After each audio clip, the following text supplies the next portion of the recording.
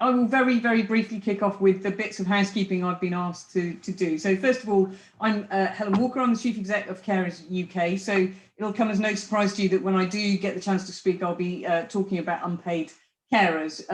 But you'll be relieved to know that I won't be speaking an awful lot. Kathryn and Clenton are sort of co-chairs, so we'll be kind of making sure that this all works carefully together, and then we're going to ask James and Ian, who are both here, and hopefully Christina, if she makes it to our room in time to speak, and then we'll have as much time as possible to make this as interactive as possible, and lots of different questions. Excitingly, Clenton is the one that will be feeding back from our session. So if he asks you to repeat something or to take something down, then that's the reasons that he's going to be reporting back from the to the plenary session after this particular session. Should also tell you that we are being recorded today, so you know not to say anything you don't wish to be recorded. Whatever that may or may not be. And I think in terms of housekeeping, that is probably most of the things that I wanted to say. So in a moment, I'm going to ask Kathryn to sort of introduce herself, and then Clenton as well, before we go into our speakers. I suppose I just would like to take the opportunity to say a couple of things about unpaid carers in the context of this session. This session is about looking after our people. It's about a focus on safe, healthy, flexible workforce, morale, respect, and caring for care workers.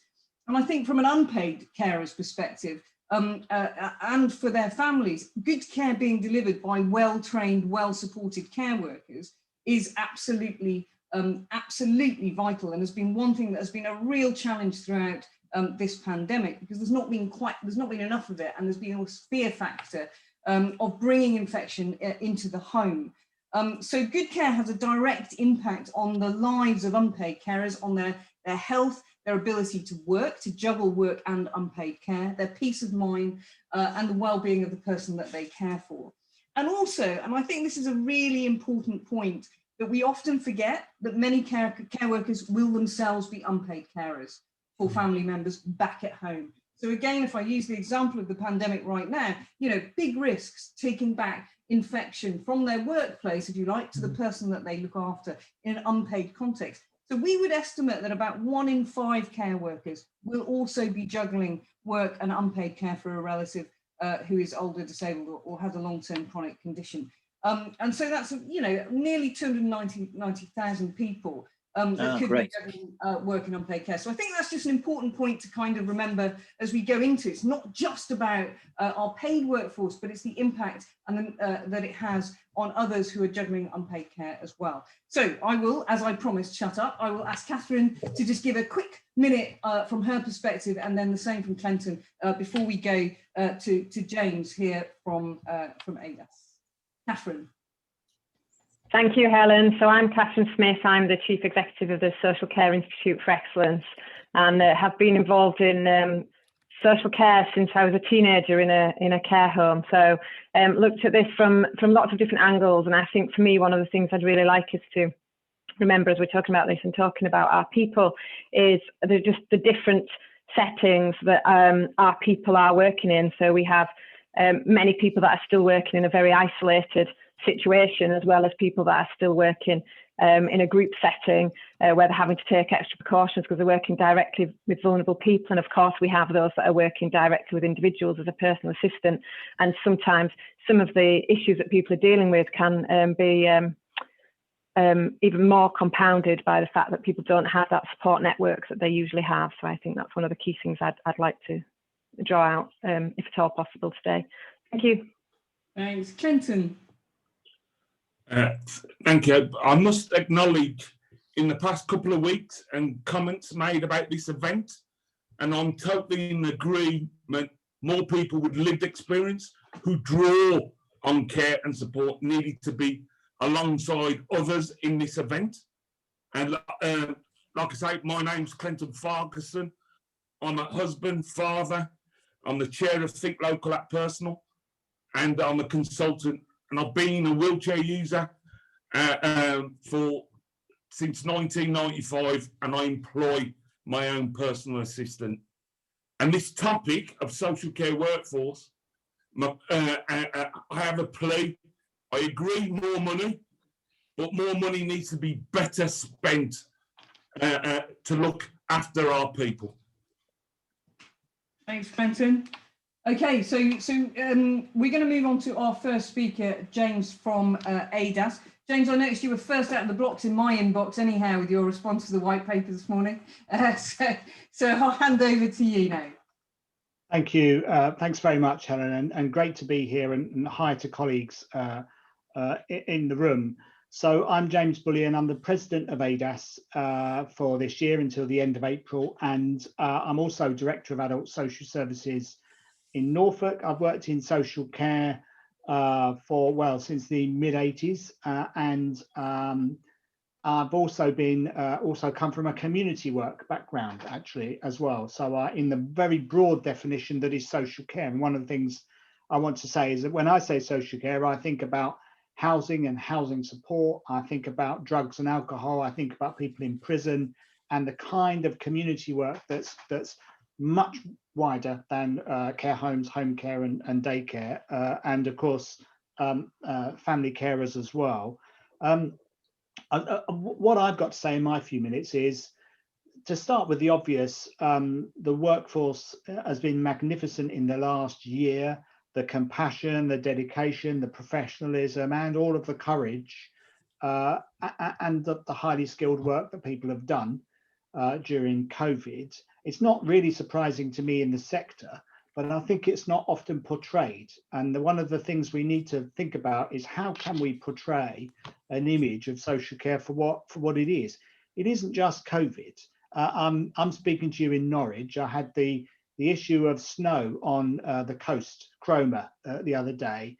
The carers got as far as they could in their cars, then they put the kit in their bag and walked to their appointments. So it's the sort of, it's that sense of personal responsibility that our workforce have.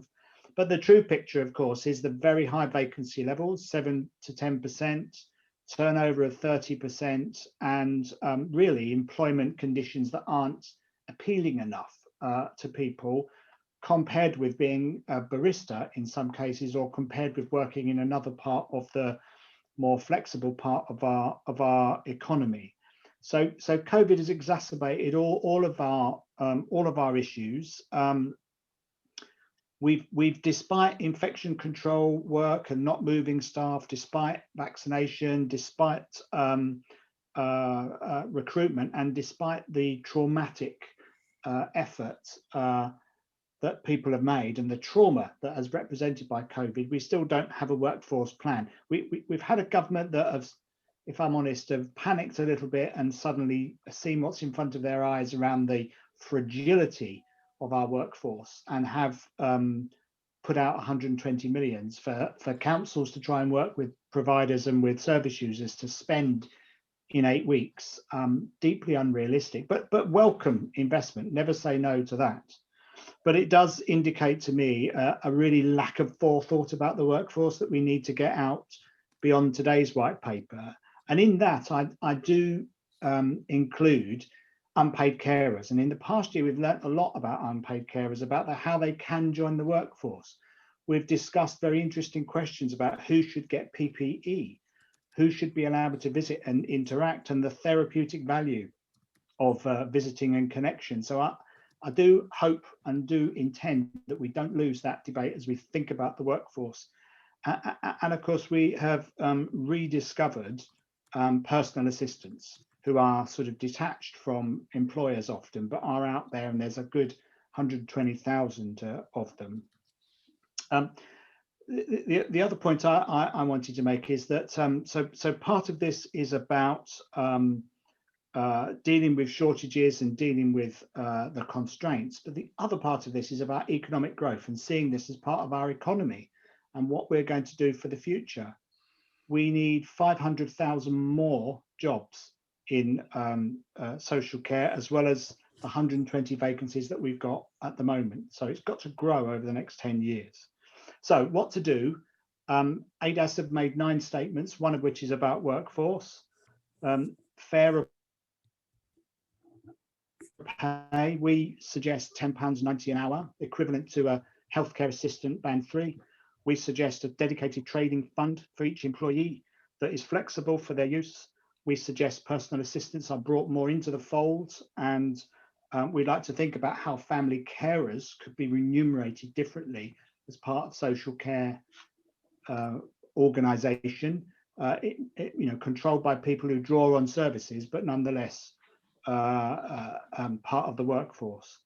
And we've got some shared priorities, both with Skills for Care and with the Local Government Association, which talks about a plan growing the workforce using technology. Mental health, I think going forwards, we will need a mental health plan for social care for the workforce, given the experience that we've just had. And of course, the final point to end on for me is the diversity point about our workforce is fundamentally not representative of our society, and we've got to work harder to change that. So that's where ADASS comes from in this. A big problem, but a big opportunity in terms of the future of our nation and economy. Thank you. Thanks, James. I've just spotted that I think Christina has joined us, but maybe you want to catch your metaphorical breath, Christina, and we go to Ian next, and then go on to you. Is that okay? Ian, are you okay to go next? Yep, absolutely fine. That's no problem. Thank you. No. Okay. Good afternoon, and thank you for inviting me to this conference.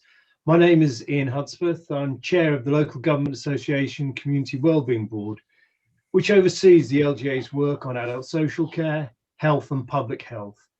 I'm also leader of Oxfordshire County Council, so I have first-hand experience of social care in all its guises, as James had just mentioned.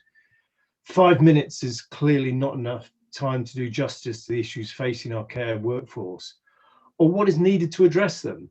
I will therefore offer a few reflections on the last year, and so we'll start by quoting from the government's Adult Social Care Plan, which states, during the crisis, there's been an understandable public swell of appreciation for people who work in the NHS.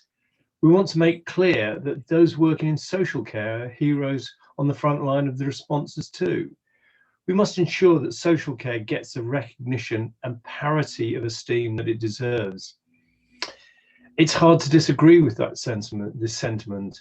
The pandemic has shone a powerful light on the incredible and enormous contribution made by a committed social care workforce to keeping adults of all ages, our parents, siblings, children, loved ones safe and well. This has been done under the most challenging circumstances, often at personal risk to themselves and to the detriment of their families.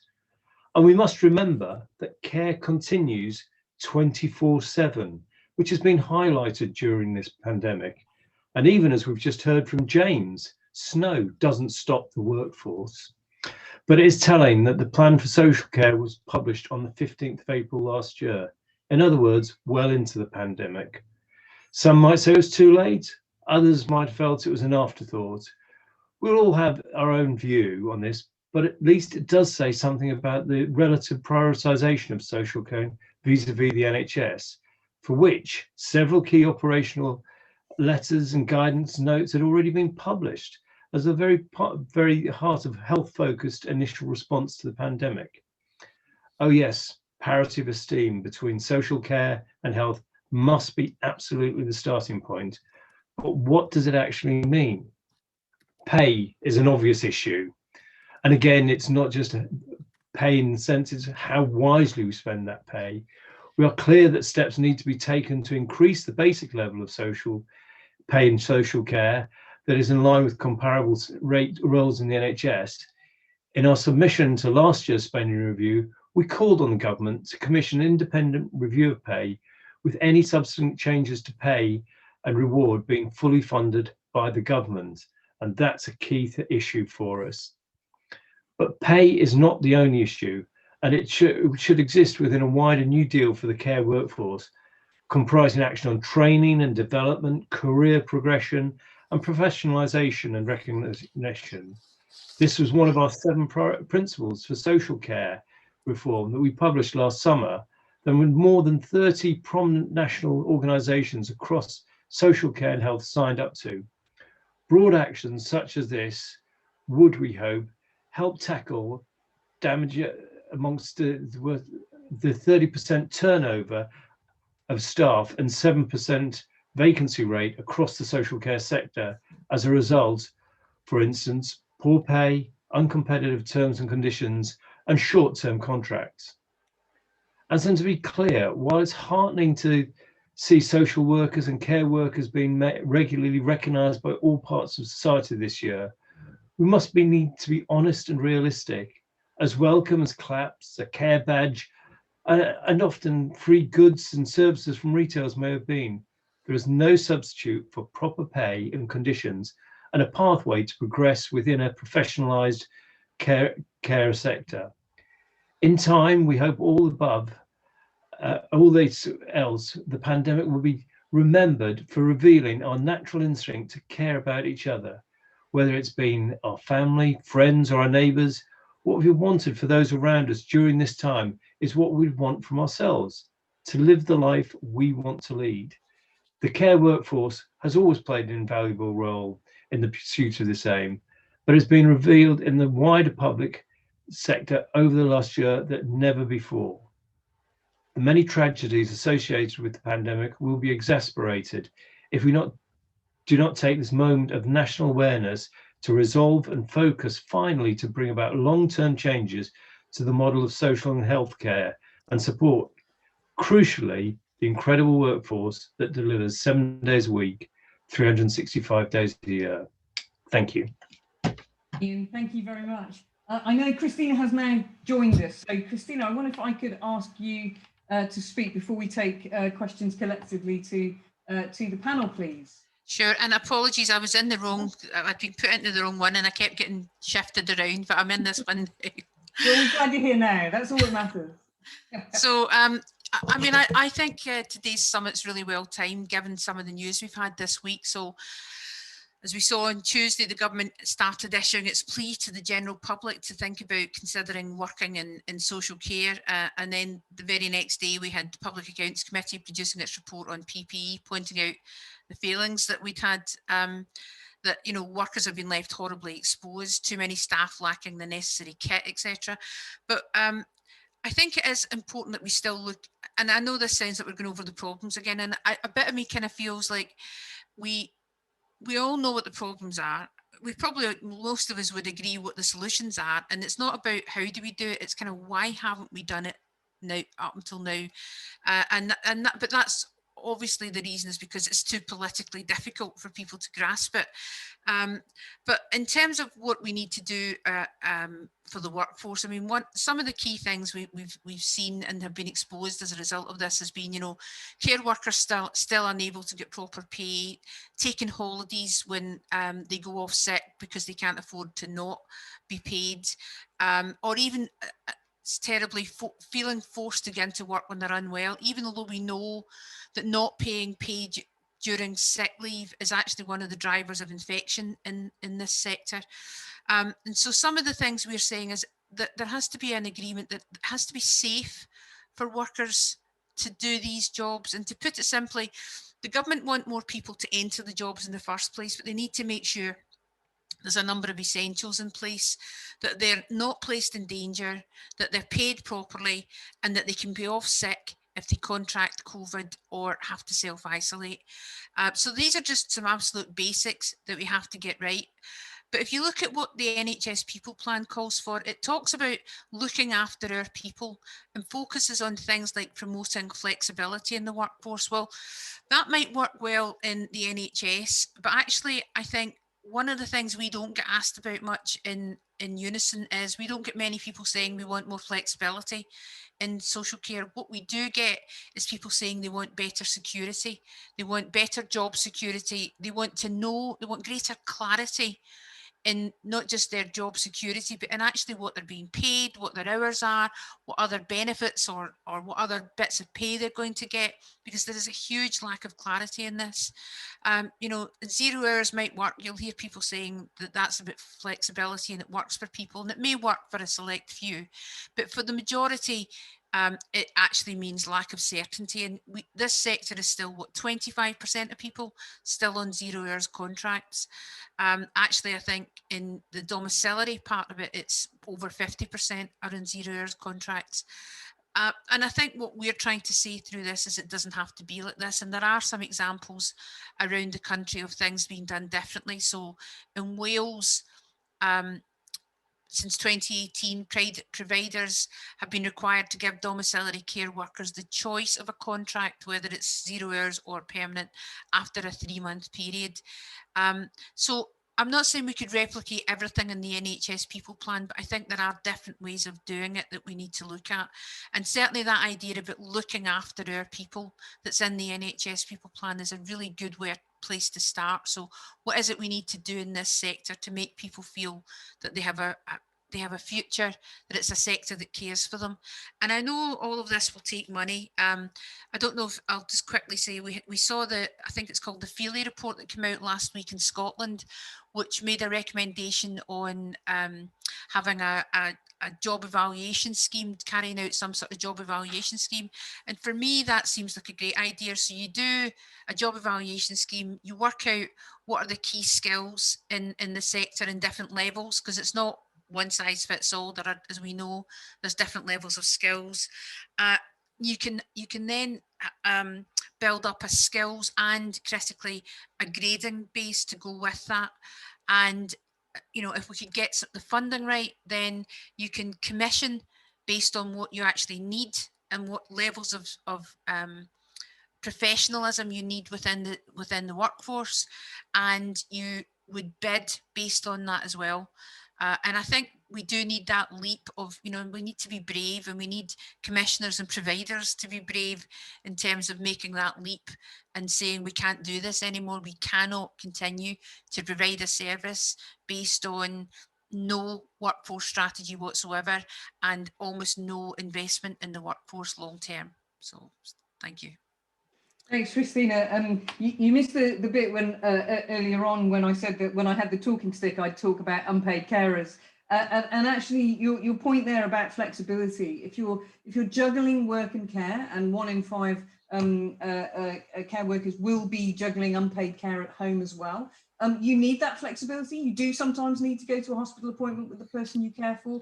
They can unexpectedly sometimes need your help and support. So I think the starting point of that people plan is a really good place to start. I'm going to ask Helen, can I just say, I wasn't arguing against flexibility in the way people work, as in allowing them time to work at different hours. I think it's that idea that somehow flexibility taken to the nth degree means you give people, the whole 0 hours contract thing is a way of promoting flexibility, when actually I think we know it's a way of controlling staff and keeping pay at minimum levels. Yeah, absolutely. So in terms of how we're going to do the questions now, I know that Sean wants to ask a question. What I'm going to ask is if people could put some questions in the chat in the first instance. I'm going to take those in threes, and then we'll put them to James, Ian, and Christina. I hope that sounds like a plan. But Sean, I'm going to come to you first, if that's okay.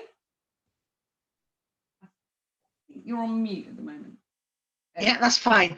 It's more a statement rather than a question. As I said in the chat, at the beginning of this pandemic, everybody was out clapping us. We were heroes, we were wonderful, and we've gone back to being low-skilled workers. My job isn't low-skilled, right? The things I have to do for people make a difference in their lives. I love my job, or jobs, should I say, because I have two. Otherwise, I couldn't do it. But the other thing is, why should we have to work overtime to have a reasonable standard of living? We should, if we're paid the real living wage and we had a decent contracted hours, and I say we in talking about all carers, it would be our lives would be so much easier. Thanks, Sean. Does anyone want to come in on that before we go to any of the other questions that are starting to come into chat? I've forgotten how you raise the hand, Helen, but I would. Just James, wave yeah? at me. I'll wave at you. So I couldn't agree more, actually, Sean, with that. You know, with what you're portraying, really. And I also feel that there's the kind of heroic thing at one point, and then there's also a degree of blame culture as well around the pandemic and you know, asymptomatic transmission. And I think we've got to remember how people feel about being at work and the potential feeling of you know, living through this traumatic experience. But it seems to us in ADASS that if we don't address the low skill perception, then we can't change the image and attract people. And then if we think about pay in the broadest terms of cost, because we've got the conditions of the pay and the turnover we've probably got a quality impact, and we're possibly paying more. We as commissioners in local government might be paying more than we would otherwise do if we had better terms and conditions and a more stable workforce, so as well as the moral ones for making a change. Thanks, James. I'm going to bring up Ian. Okay, thank you. I think it was an excellent statement there by Sean, and you know that what I said right at the beginning was the fact that you know, care is 24/7, 365 days, and so right at the beginning of the pandemic, everybody just carried on doing the job that was there because actually it was needed to be there, and it's so important. Certainly not low pay, low skilled. It is an incredibly crucial part of the job, and we've got to find a sustainable way for social care to be funded, so actually we can make sure that we're providing good pay and conditions. And I think it's the conditions and giving people a career progression as well that really would help and make everybody feel they've got that parity of esteem with the NHS. Right, thanks, Ian. There's quite a few questions starting to come in, so I'm going to take the first three here and just ask Peter, Guy, and then Alistair to ask those, and then we'll come to the three people on the panel and get you to come back on those. So Peter, can I ask you to bring your question from the chat into the screen, please? Okay, thank you. So last week after the launch of the coalition, the Prime Minister responded to the question in Parliament by saying there was more going into social care because the government was meeting the cost of the minimum wage. Given the issues about inequality, given the issues about diversity, because the social care workforce is overrepresentative of Black and ethnic minority staff on low wages, and as Christina's pointed out, 10 times more likely than any other sector to be on zero wages. What do I need as the chair of Turning Point to put into James's hand as a director or Ian's hand as a leader to convince them to break this link between minimum wage and what goes into the pot? Thanks very much, Peter. Guy, you had a question, I think. Yeah, it was to see whether this idea that's in the NHS People Plan, which is obviously something that today is sort of closely looking to replicate. There's an idea in the first part of it about having a people promise, which is an agreed set of actions and behaviours that, in that case, NHS staff are entitled to expect at work. Is that the sort of vehicle device that people think could work in social care? Brilliant, thanks, Guy. And lastly, Alistair, and then I'll go back to get some answers on these. Yeah, thanks. It's a question, I think, particularly for Ian and James, and that is when you get into conversation with government about the way forward for social care, because they'll be drawing on your expertise and of course the part that you play in it. It's very easy for policymakers to spend all their time on structure and analysis because we love that. That's the easy thing. How do you make sure that the workforce issue stays at the top of the agenda? Now, here's a suggestion from the Brexit negotiations. I'm not making any comment about Brexit. My views are well known. But the question was whether things were taken in succession or parallel. And the question would be, how easy would it be when government comes to you looking for advice and support and talking through the details to say, we're very happy to do that after we've sorted the workforce issues and we have your commitment and declaration about what you're going to do about that? Because until we've done that, we can't really get into the structure. So you get a commitment. So you simply don't talk to government unless it's sorted the workforce issue and made clear it's a priority, rather than get diverted and be told, oh, we'll sort all that out at the end, etc. Now, this is highly renegade. You mustn't in any way tell the Prime Minister, I've told you to do this. This would be awful. And it would, you know, I'll never get to the House of Lords now. But it's just saying, I fear there's a great tendency. It was Sean who said, we started off by applauding people and then sooner or later they're low skilled again. It's the great thing now. How do we value those who are working? Tomorrow it may be less important than how you devolve integration to local authorities rather than have them run by the government. How, as negotiators, can you keep this at the top of the agenda? Thanks very much, Alistair. I don't know if you were here when I said this is being recorded, but there we go. Ian, shall I go to you first? Why not, indeed? Why not? Is that, obviously, I mean, picking up on Peter's point about what do we need? I think, from my position, we need to have the sustainable future and the ongoing long-term future. We've got the 10-year NHS plan, and we need something similar for social care so that we can actually have that reassurance. And I can say to my director, you know, James or whoever it is, actually, we know we've got the sustainable future. We know we've got the balanced income coming in. All too often over the recent years, the social care issue has been addressed by sort of short-term answers. And this year, councils have got the ability to take an extra 3% increase on council tax if that's required to provide the social care, which actually means that it's sort of different parts of the country are able to get raise more money, but also what happens after next year. And that's the key thing. I think that we need that sort of certainty in there. So I'd say that's what it is. And actually, I think also Alistair as well. You know, coming back to you're making your point, and I've got to be very careful as well to make sure that I don't say anything too bad. But no, I mean, I think it's in parallel. But again, the first thing we need to do is have an understanding of how the sector is sustainable. Then we can make sure that we can address all the issues and the workforce issues, because actually, if people, for instance, like James, are in a position where they're having to make negotiations, not quite knowing what the future is for them, it's very difficult and puts an awful lot of pressure on them. So I think that, again, it's that answer about the workforce issue. If we can get that sustainable future, it's good. And Guy, your people promise and priorities, I think that's important that we do make sure that we have that promise to the workforce, and actually, more importantly, we deliver on that as well. But it's that whole workforce structure, and how do we actually address that whole workforce from the lone care worker to other care workers as well. We need to sort of have that, I was saying, the professionalism, and I don't mean that in a derogatory way. It's actually, how do we raise the level up so people can really be part and proud of the social care sector. Thanks, Ian. Shall I go on to James next?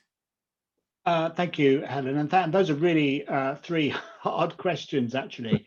I think to start with the last one from Alistair, I'm really tempted by the logic, but I'm afraid to say that the white paper today is the flip side. Actually, it more or less says that we need to do more with social care, but we need the evidence. Actually, we need assurance, we need a feeling of control, so that whatever we direct is actually done. And I think there's a certain amount of mistrust in local government, if I'm honest, or at least misapprehension about whether investment will get to the right place, will get into the pockets of the workers, or will get the expansion that's needed by the public. So there's a degree of the psychology at the moment is give me more evidence.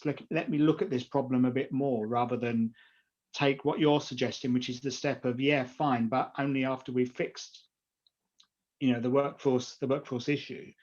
But I do think in what Guy says, there's something about, are we using enough people power here to point out? I mean, we are incredibly tolerant of a sector that has a 15-20% quality problem and many safeguarding issues and many evictions from care homes of people. And that promise of consumer protection for people, I think there is something in making sure that we bring that out in a very forceful way. And for politicians, I wouldn't want to be quoted or tweeted, but I do have absolute sympathy for the degree of burning and especially for you, Ian, of course. But I do understand the degree to which you've got to have something politically to promise your population that's more than you've got to all pay more for social care through taxation. I think there is something about what is it that what's the narrative that is much more positive about the saleability of what we're talking about in terms of the workforce.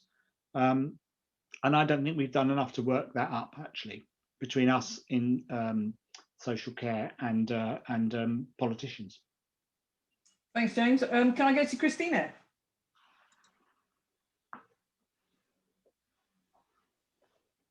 You're on mute, I think, Christina.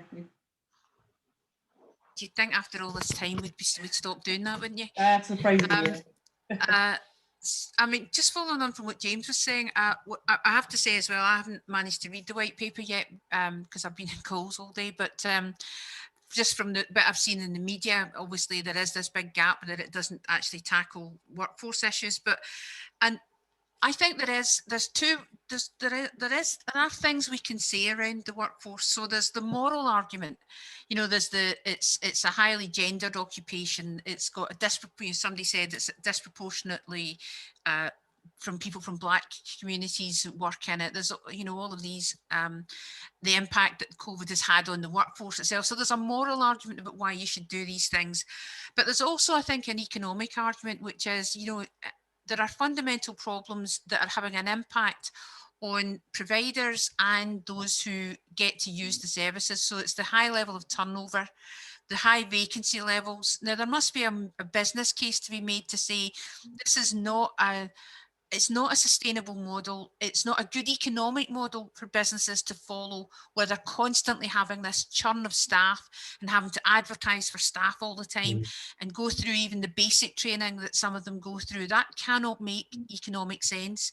But the other argument, I think, is that so you've got this whole thing about the funding structure. So it's not that there's no money to be made in social care. There are still organisations that are providers or who are funding some of the providers. And the way that structure, the financial structure, the business structure that's set up means that they run basically to make a loss or to return huge profits. They wouldn't call it profits, but they pay large rents. They pay off the loans that are made by the parent company at huge interest rates. I mean, we've seen people companies being set up in a structure where the parent company gives them an investment to run that particular service, but they have to pay back 15% return. Now, you would be able to get a loan from a bank at a much better rate. It's a way of taking money out of the system. And what I think we need to do is we need newspapers like the Daily Mail to be outraged by this, because it's their readers that are paying huge sums of money, because good care is not cheap. They're having to pay lots of money to get their people looked after, and yet it's not going to the staff who look after their relatives. It's going, in some cases, not everywhere, but in some cases, it's going to service huge debts. So there's a structural problem as well about the way that financially parts of the sector are set up.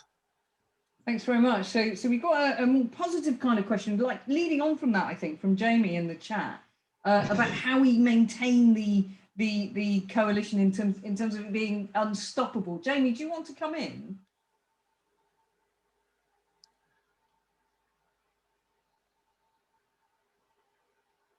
Hi, yeah, sorry. Hi. I was just going to say that I've never quite been involved with a campaign or a coalition, and knowing how difficult it's going to be to change something like social care when so many years have gone by without any major change. And just thinking that, it's got a broad political spectrum behind it, this coalition, but how do we broaden it out? How do we make sure that there are even more politicians of all political parties behind it? From my point of view, how to involve social care workers more and more in the campaign, so that they are signing Sian's petition and making sure that their voice is heard, with their elected representatives as well. Because I want this to succeed, and I want to know how we can take everything that we all agree upon. There's so many different reports that have all come up with workforce being a major issue. How do we make sure that we don't lose this opportunity, this once in a lifetime opportunity? Thanks, Jamie. I'm just going to go to Lucy before I ask for a response on that, who's just put another question in the chat. Lucy, are you there with us? Yes, I'm here. Hi. Hi. Yeah, I just wanted to echo what Sian had said. I've been a care worker myself, and I fully understand how difficult it is. And I think that people who do this job have a passion to do it. And if we don't start to recognise that and kind of not reward, I don't want to say reward, that's the wrong word, but if we don't remunerate them properly and allow them to pay their bills and support their families, we're going to lose people who really want to be in this sector, who are going to work in the sectors. And I think recognising them in other ways, for example, in Wales, we've registered our workforce through a workforce registration through Social Care Wales, and started to raise the profile. You know, they're not only carers, they are care workers, and they should be recognised for what they do. So I don't know if that's planned to happen within England. Thanks, Lucy. So I'm going to go, shall I go to Christina first for those two questions? Is that okay? I think these are great questions, actually, because this is about where we go next. Because I have to say, I've been really buoyed up by this, and what happened last week, the fact that, because we've been banging on about this for years, and it just feels like the time has come now. So I do feel quite kind of buoyed up about it.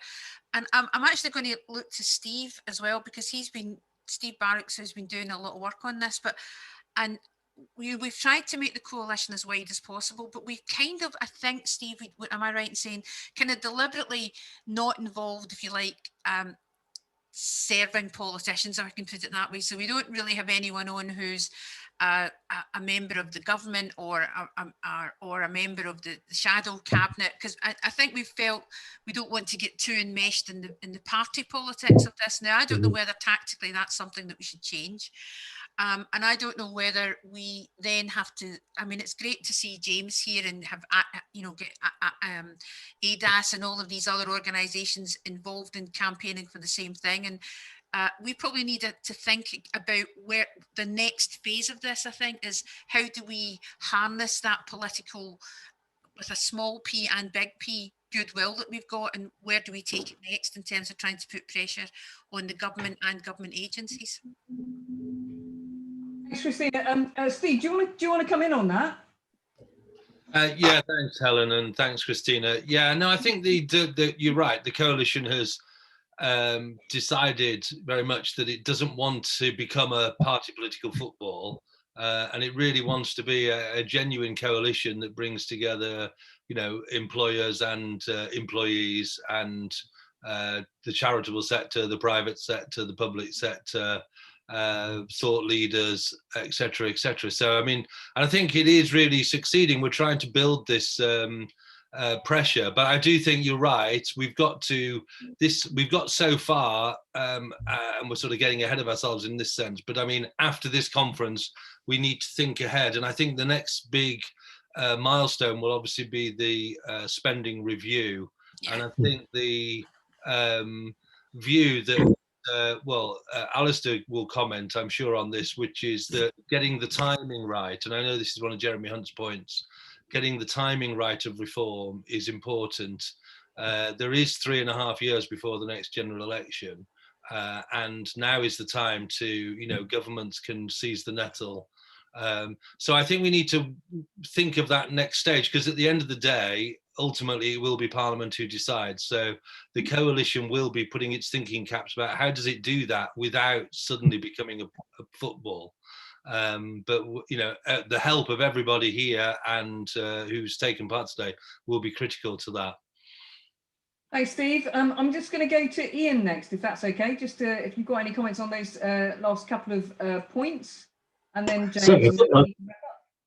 I thought you might come to me on that one. I mean, for me, the frustration is that everybody seems to agree. And it's really frustrating because everybody's sitting here and saying, yes, including the, as Steve says, parliamentarians who everybody says we need to address this, we need to go on, we need to find a solution to it. But then for whatever reason, we can't agree on the detail.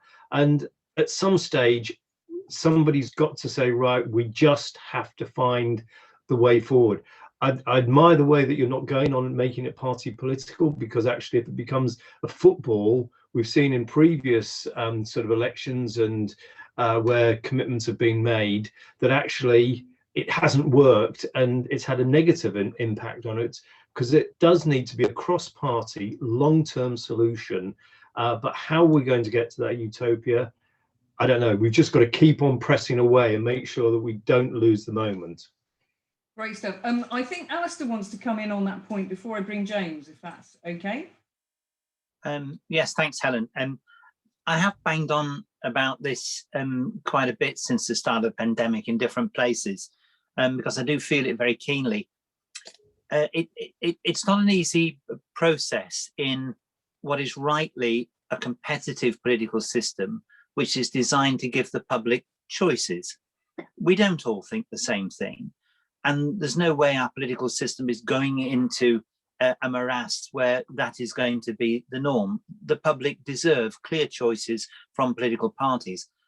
But there are some things on which people do agree. We tend not to spend a lot of time talking about them because we concentrate on the things that are different. Now, the pandemic, in my view, has changed things. It's changed things in the nature of how we see the country and each other. And I meant that point right at the beginning when I spoke. We have changed our view of who the most important people are in society, because it's become blindingly obvious in a time of crisis who we have depended upon. And then we worked out that they tended to be the lowest paid, the most diverse, the people who tended to live in the poorest conditions happened to be the most important people in the country, or some of them. And what I was very keen to see was that politics didn't lose this sense. And that means taking some issues away from the political football stage and doing them differently. Now, it does require sacrifice on all sides. And Christina was honest enough to say this. If Christina wants to go on a full-blooded attack from a union point of view, she would be more than entitled to do it. She would get all the support of all the people who usually support unions and all the opposition of people who usually don't. That doesn't get us anywhere. So her attempt to say, we can do this by building a coalition. We have to use people who don't necessarily always look at what we say by approaching them in a different way. I think that the time is right for that. And it will only happen because of coalitions, the sort of thing that Steve has put together through Devo Connect and others. People are trying to say, we can do this. And I just hope that we can make something of it. I think select committees are key because they are cross-party. They have an authority now because their chairs are elected, which they never used to be. They're perhaps the only part of Westminster that there's some respect for outside. And I think they could be built upon and used carefully. So just a little bit of working with each other, not scoring all the points and all the goals that we need, recognizing you do actually have a government that I think really cares about this, and ministers who really care about this. I think we might get somewhere. So that's my take on that, and support for what Steve is saying and how Christina is handling this. Thanks very much, Alistair. James, I'm going to come to you, and then afterwards I'm just going to pop to, there's some stuff in the chat.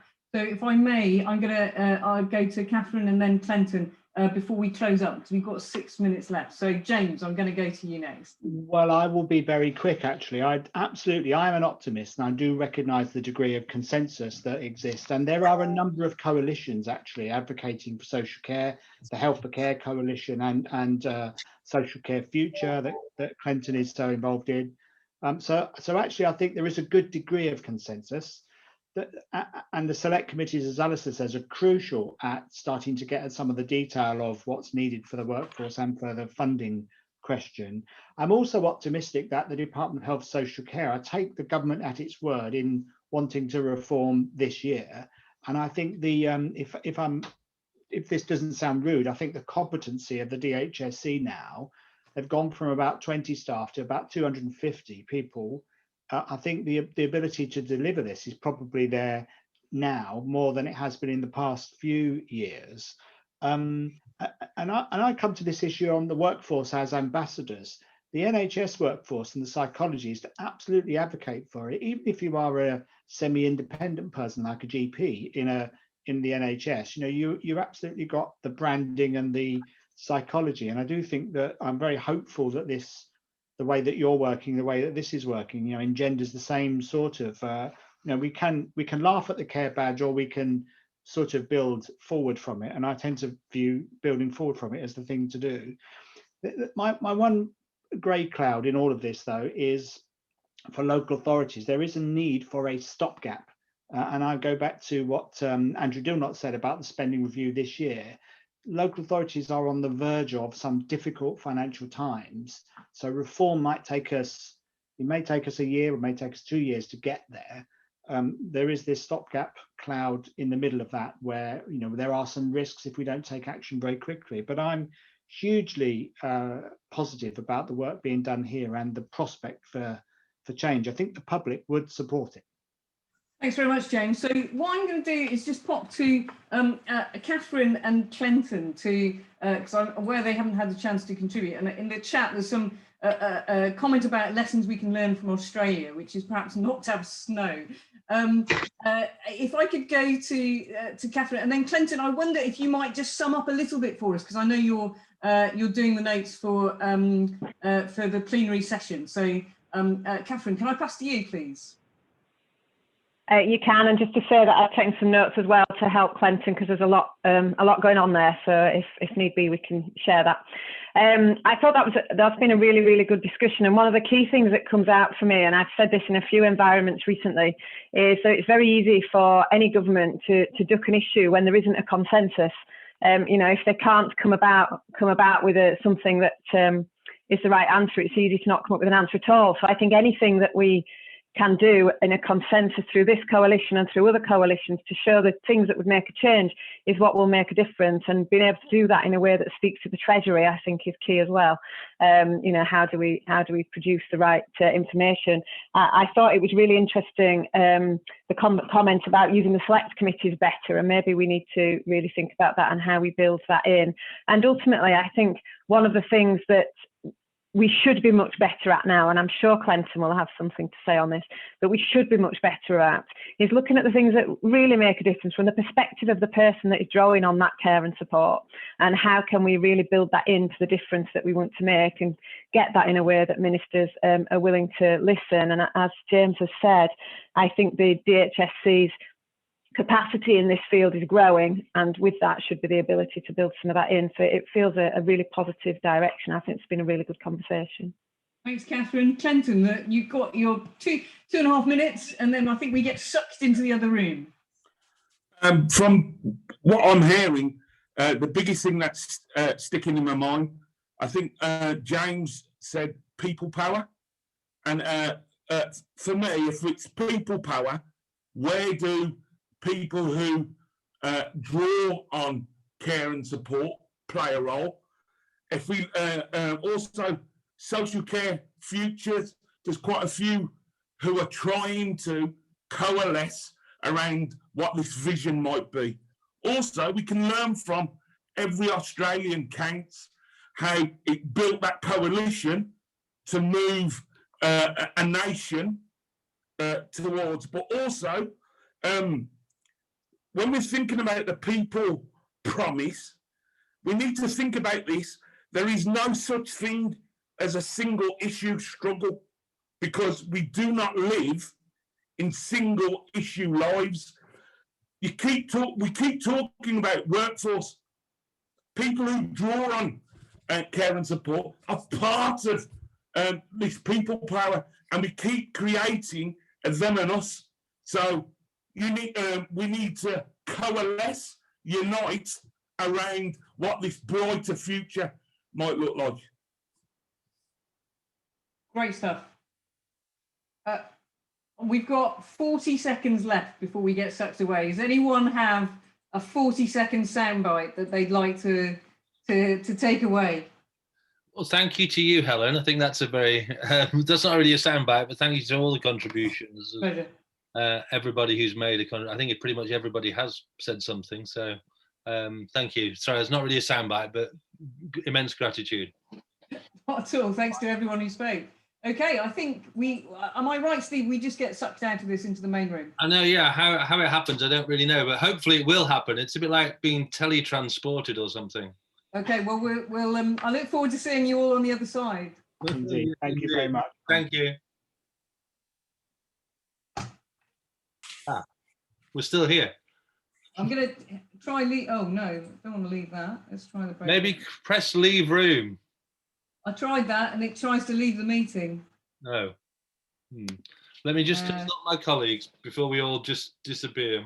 Oh, leave. It's going to close in 28 seconds. Leave breakout room. We're still learning at all this stuff. It's great, actually. Really good use of